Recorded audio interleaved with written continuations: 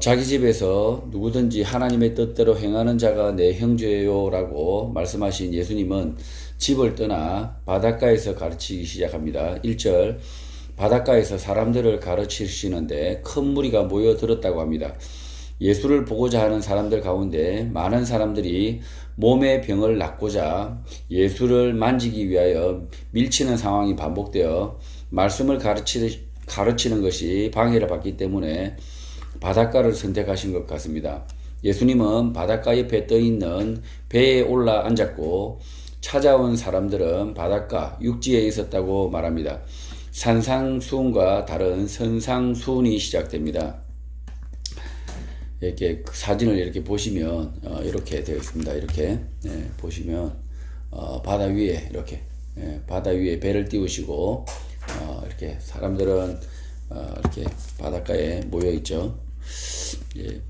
제가 카톡으로 보내드린 그 메시지에 담겨 있습니다. 그림과 같이 예수님과 사람들 사이에는 물이 있습니다. 이 간격은 사람들의 욕망과 예수 그리스도의 뜻하심의 차이입니다. 사람들은 병 낫기만을 위하고 자신의 문제가 해결되기를 바라지만 예수님은 하나님의 뜻을 쫓아서 하나님이 나라를 비유로 말씀하고 있는 것입니다. 예수님의 이런 설교하는 모습을 보면 우리 삶에 필요한 것이 병 나음이 아니라 하나님의 말씀으로 채우는 것임을 알 수가 있습니다. 그의 말씀으로 채워 하나님의 뜻대로 사는 것임을 알 수가 있습니다. 예수님의 선상수훈의 이유는 매우 분명합니다. 복음이 너의 욕구, 욕망을 채우지 않고 너의 텅 빈 상 가운데 하나님의 말씀으로 채운다라는 것입니다. 예수님의 선상수훈은 비유로 말씀을 하십니다. 직접적으로 말할 수 있지만 그렇게 하지 않습니다. 예수님과 사람들 사이에 물이 있듯이 예수님의 말씀과 사람들 사이에 간격이 있는 것입니다. 그 이유는 사람들의 무지함, 자신의 욕구, 욕망만 추구하는 어리석음 때문입니다. 자기 손톱 밑에 가시는 고통스러워하면서 정작 이웃이 당하는 살인에는 둔감하기 때문입니다. 한국 교회는 매우 비정상적으로 성장을 하였습니다. 자신의 욕구, 욕망에 매우 충실하게 반응을 해왔고 그 욕망을 따라 교회도 성장해 왔습니다. 그러니 교회가 하나님의 뜻에는 관심이 없고 이웃이 당하는 강도질, 우리 사회의 부패와 타락에도 무관심하게 된 것입니다. 하나님의 말씀에서 벗어나는 악행들이 사회 도처에서 발생하고 있어도 자기 자신의 질병의 문제, 가난의 문제, 출세의 문제, 안락의 문제가 해결되면 언제나 할렐루야, 아멘, 미쇼입니다 라고 살아갑니다. 이렇게 예수님이 말씀하신 것을 쫓지 않으려는 악한 습성입니다.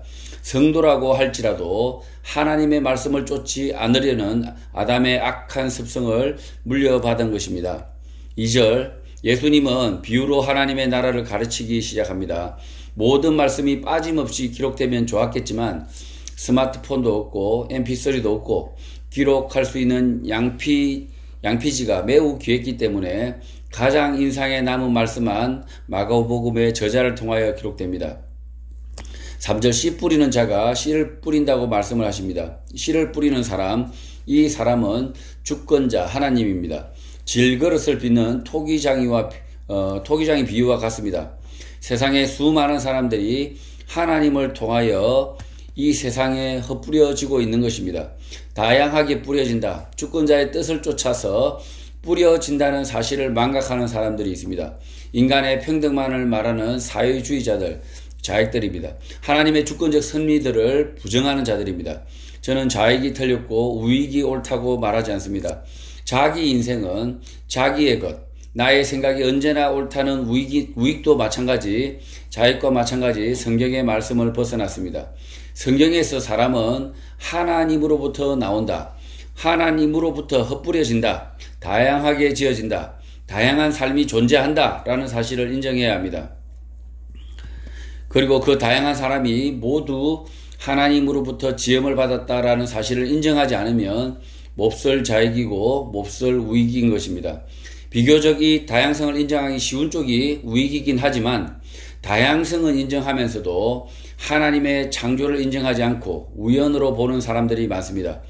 사람들의 다양성 다양한 환경, 다양한 생각들이 우연히 만들어지고 우연히 소멸된다는 생각은 삶의 중심을 잡지 못하고 자기 생각대로 방황하다 인생을 마치는 것입니다.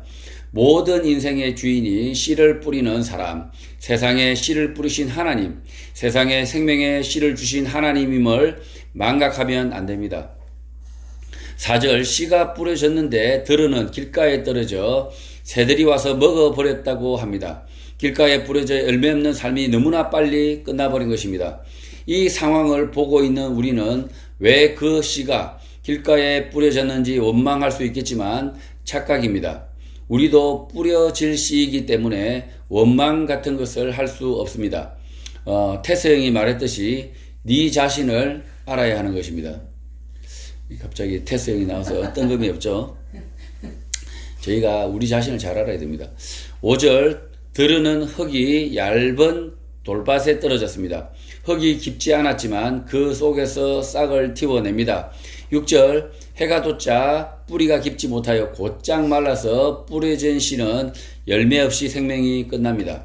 7절, 들으던 가시떨기에 떨어집니다. 가시가 자라 기운을 막자 결실을 하지 못합니다. 8절, 들으는 좋은 땅에 떨어지게 됩니다.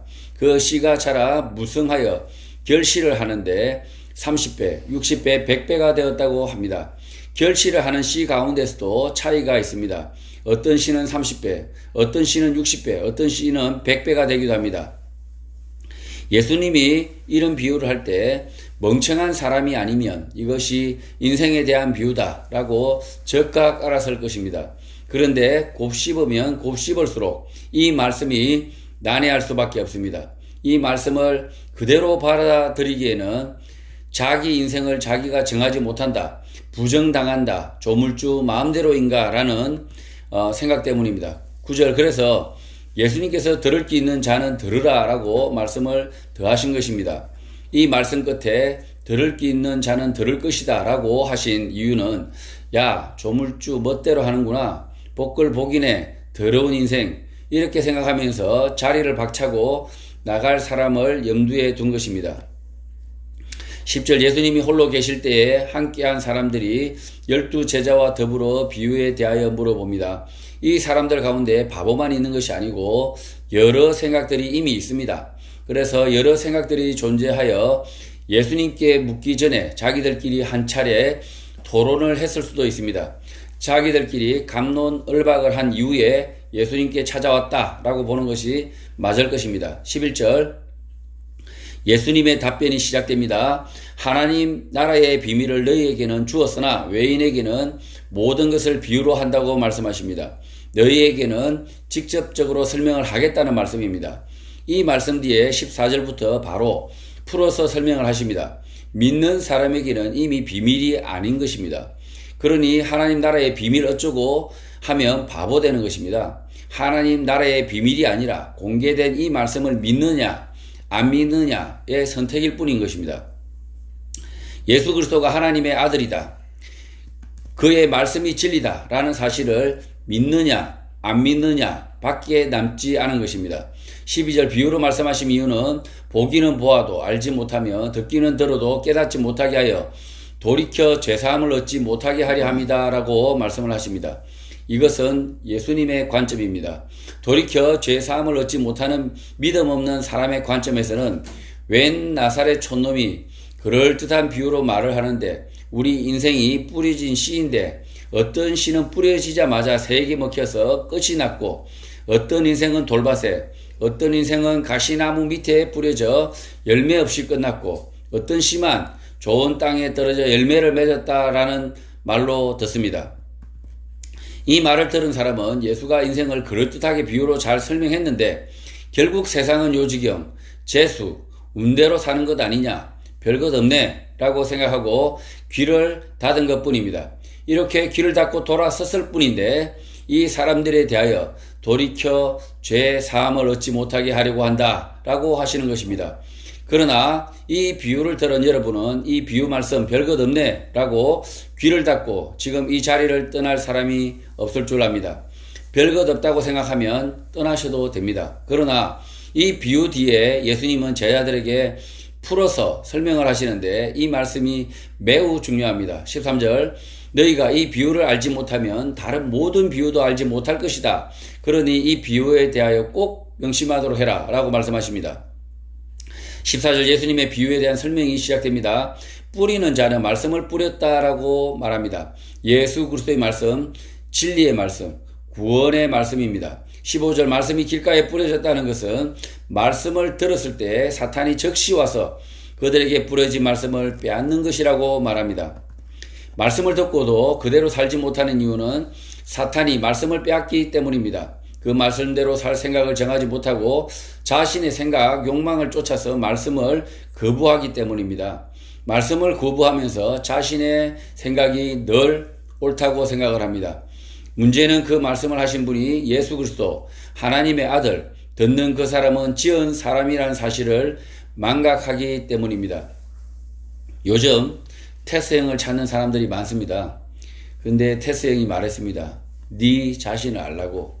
하나님으로부터 지어진 우리 자신을 알면 예수 그리스도의 말씀이 빼앗기지 않습니다. 16절 또 돌밭에 뿌려졌다는 것은 말씀을 들을 때에 즉시 기쁨으로 받았으나 17절 그 속에 뿌리가 없어서 잠깐 견디다가 말씀을 인하여 환난이나 박해가 일어날 때 넘어지는 자라고 설명합니다. 예수 그리스도의 말씀이 진리이고 영생 얻는 유일한 길이라는 강한 믿음이 없기 때문에 환난, 박해가 수년간, 수십 년간 지속되면 믿음을 버리는 것입니다. 그들 눈에 보이는 것은 악인이 득세하고 영원히 그들이 이길 것처럼 보이기 때문입니다. 믿음이 없기 때문입니다. 18절 어떤 이는 가시들기에 부려진 자인데 이들은 말씀을 듣기는 하는데 19절 세상의 염려와 재물의 유혹과 기타 욕심이 들어와 말씀을 막아 결실하지 못하게 되는 자라고 합니다. 세상의 염려, 재물, 기타 욕심들이 우리 삶에는 늘 끼어들지만 이런 걱정에서 벗어나야 합니다. 믿음으로 서로 격려하며 이겨내야 합니다. 다른 방법이 없습니다. 20절 좋은 땅에 뿌려졌다는 것은 말씀을 듣고 30배, 60배, 100배의 결실을 하는 자라고 합니다. 하필 30, 60, 100이라는 숫자를 말씀하신 이유는 같은 말씀을 듣지만 그 믿음의 결실이 각각 다르다는 것을 보여주는 것이지만 1000배 맺어라, 10,000배가 낫다라고 가르치는 것은 절대 아닙니다. 사람마다 자기에게 주어진 일과 인생을 살고 그 결실을 맺으면 되는 것이지 누구와 비교하라고 주신 말씀이 아닌 것입니다. 주일학교에서 30배, 60배, 100배라고 하면 100배가 30배보다 낫다라고 생각할 수 있겠으나 그런 의미가 전혀 아니고 각각 다른 믿음의 결실을 맺는 것이다 라고 생각하면 됩니다. 저도 주일학교 때 30배, 60배, 100배 이렇게 맺었다고 하면 1000배 좀 해야지.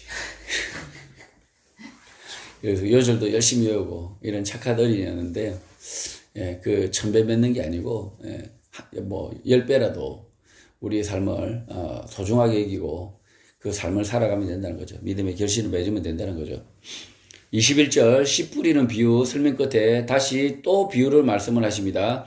사람이 등불을 가져오는 것은 말 아래나 평상 아래에 두르는 것이 아니고 등경 위에 두르는 것이라고 말합니다. 여기서 말은 부피되는 부피 열대는 한 말이라고 하죠. 열대 대 말할 때 그때 그 말을 측정하는 그릇을 말합니다. 등불을 가져와서 이 그릇 아래에 두르는 것이 아니다라고 말씀을 하신 것입니다. 자, 이게 여러분이 알고 있는 말이죠. 말. 요거는 대고요. 이건 홉이라고 하죠. 홉. 이렇게 그 계량 그릇인데 그 예수님이 좀 보시면 이런 말 이렇게 그릇 밑에다 숨겨 놓으려고 하는 거 아니지 않느냐 이렇게 말씀하시는 거예요. 예전 부피를 측정하는 방법은 사진과 같은 홉, 대, 말로 만들어진 그릇에 담아 보는 것입니다. 평상 아래라는 것은 침대 아래와 같이 숨겨질 수 있는 공간을 말합니다. 그래서 등불을 가져와 숨기려고 하는 것이 아니라 등경, 스탠드 위에 두고 주변을 밝히려는 것이다 라고 말씀을 하신 것입니다. 비유로 말씀을 하셨지만 이미 분명하게 밝히셨습니다. 알게 하셨다라는 말씀인 것입니다. 그러니 신천지 이만희가 하나님 나라의 비밀이라고 하면서 마치 자신만이 깨달은 양 하는 것은 새빨간 거짓말인 것입니다. 이만희 같은 그 사람이 한국 교회 내에도 있어요. 그러니까 자신의 하나님 나라의 비밀 하면서 집회를 하시는 분 있죠. 올림픽 체육관에 가서 이렇게 설교하시는 분이 있어요. 하나님 나라의 비밀이 아니고요. 그것을 제가 다시 한번 말씀드리지만 그 말씀을 믿느냐 안 믿느냐의 문제죠. 모를 리가 없죠, 우리가. 22절 숨겨졌다는 것은 훗날 드러났다는 것을 의미한다고 말합니다. 또 감추어졌다, 비밀이다라는 것은 훗날 공개된다는 것을 의미한다고 말합니다. 시간의 문제일 뿐 복음은 명백하게 드러나는 것이라고 가르치신 것입니다. 23절 그러니 들을 게 있는 자는 들으면 된다라는 말씀입니다. 예수님의 말씀이 어렵지 않다는 것입니다. 엉뚱한 생각만 하지 않는다면, 귀만 있다면 알아듣는다는 말씀입니다. 24절 예수님의 설교는 계속 이어집니다. 진리를 듣는 태도, 자세에 대한 당부입니다. 무엇에 대하여 말씀을 들을 때 스스로 주의하라고 합니다. 주의해야 할 이유는 오만하게도 우리 자신이 그 말씀을 속으로 평가를 하게 되는데 그 말씀이 더 심하게 우리를 심판할 것이라고 말씀하십니다. 지금 듣고 있는 말씀은 하나님의 아들 심판자 예수 그리스도의 말씀인데 오만하게 우리가 그 말씀을 평가하고 있다라는 지적인 것입니다. 말씀을 들을 때 우리가 판단하고 평가할 말씀인지 그렇지 않고 그냥 받아야 하는지는 말하는 사람의 차이입니다. 내 친구의 말은 듣고 평가해야 하지만 예수 그리스도의 말씀은 주제넘게 평가하고 있으면 안 된다는 말씀인 것입니다. 자, 그래서 목사의 설교, 설교자의 설교는 평가의 대상입니다. 그 말씀이 진짜 예수 그리스도의 말씀과 같은 것인가? 라고 평가를 해야 된다는 거죠. 그런데 예수 그리스도의 말씀, 써여진 성경의 말씀을 평가할 수 없다는 거죠. 예수 그리스도께서 말씀하신 것 그대로 우리가 들어야 된다는 거죠. 그 말씀을 통해서 우리가 심판을 받는다는 거죠. 그래서 예수 그리스도의 말씀은 우리가 진리로 받아야 된다는 거죠. 예수 그리스도의 말씀마저도 평가를 하는 오만한 자들이 있어요. 도올 선생이 그렇게 평가하고 계신가요?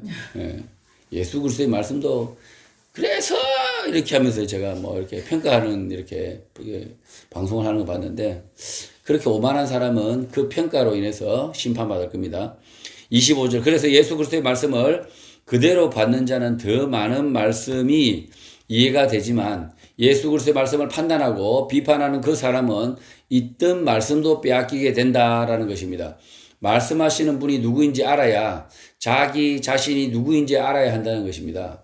이 선생께서 뭔가 이 태성이 말하는 걸 모르는 거죠. 네 자신 알라고 했는데 자기가 조물주로부터 지어진 사람인 것을 모르고 마치 예수 그리스도를 오히려 자신이 그 예수 그리스도의 말씀을 성경을 읽고 도리 막 이렇게 설교를 하죠. 하면서 예수 그리스도의 말씀을 평가하면서 예수 그리스도의 말씀을 받아들이지 않는데 테스 형한테 좀 가서 많이 배워야 될 사람이죠. 26절 앞선 말씀을 그대로 믿고 따르면 더 많은 말씀을 받을 것이다 라고 말씀하신 예수님이 또 비유로 말씀을 하십니다. 지금 모인 이 사람들은 예수의 말씀을 그대로 믿고 있기 때문에 더 많은 말씀을 주시고자 하시는 것입니다.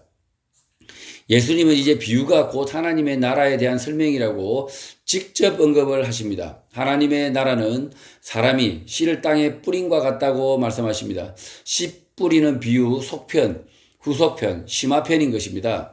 27절 밤낮 자고 깨고 하는 중에 씨가 나서 자라는데 어떻게 그렇게 되는지 알지 못한다고 합니다. 씨가 자라나는 것을 알지만 어떻게 그렇게 되는지 알지 못한다라는 것은 믿음이 자라나는 것을 알지만 어떻게 그렇게 되는지 알지 못한다라는 것입니다.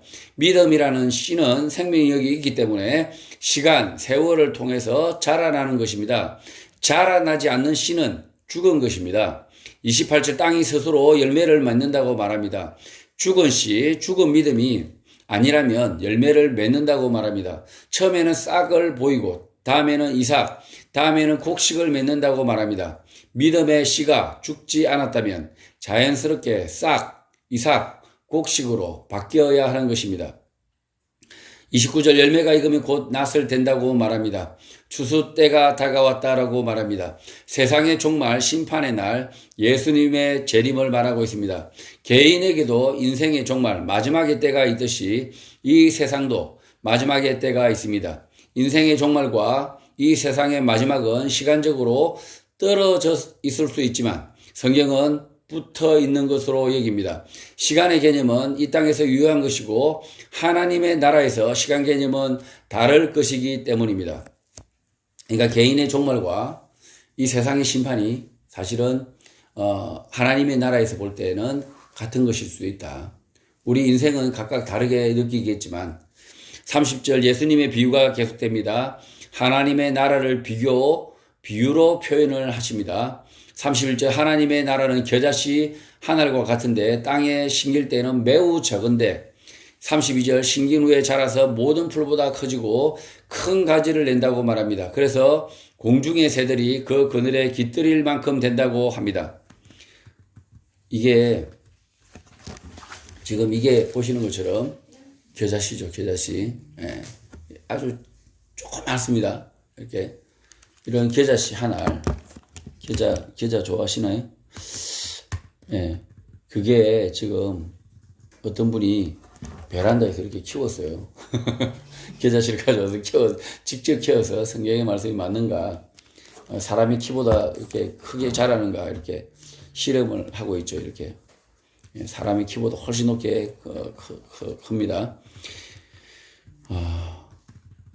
겨자씨는 매우 작은데 그 씨가 자라면 크게 된다고 말씀하신 이유는 믿음에 대한 것입니다. 처음에는 매우 미미한 것이지만 시간, 세월이 흘러 자라나면 그 믿음의 크기를 가늠할 수 없을 정도로 무성하게 된다는 것입니다.